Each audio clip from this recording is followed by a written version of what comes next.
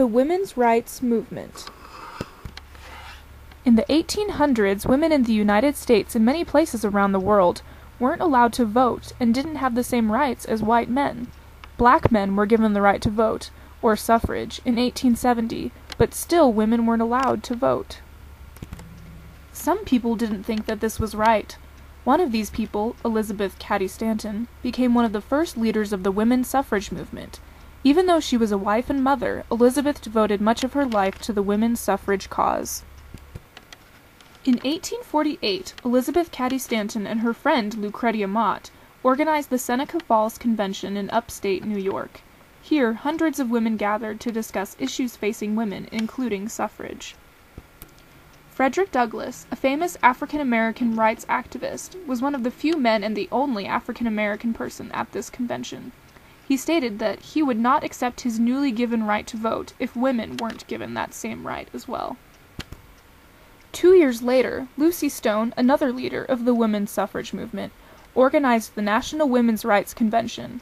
In Worcester, Massachusetts, 900 people, who were primarily men, met and spoke about women's suffrage and other topics, such as the abolition of slavery. Susan B. Anthony, one of the most famous leaders of the suffrage movement, was actually at this convention. In fact, this convention was what inspired her to devote the rest of her life to the cause of women's suffrage.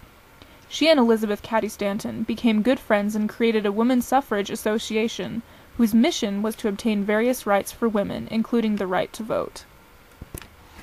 The first states to pass women's suffrage were mostly in the newly settled West. Wyoming and Utah were the first states to pass women's suffrage in 1870. Even though some states were passing laws that allowed women to vote, the federal government did not. There were many protests in Washington, D.C. demanding that President Woodrow Wilson and Congress pass a law that would give women this right to vote. Little progress was made until World War I. President Wilson declared World War I a war for democracy, and this made many women angry. How could our country really be a democracy if women weren't given the right to vote?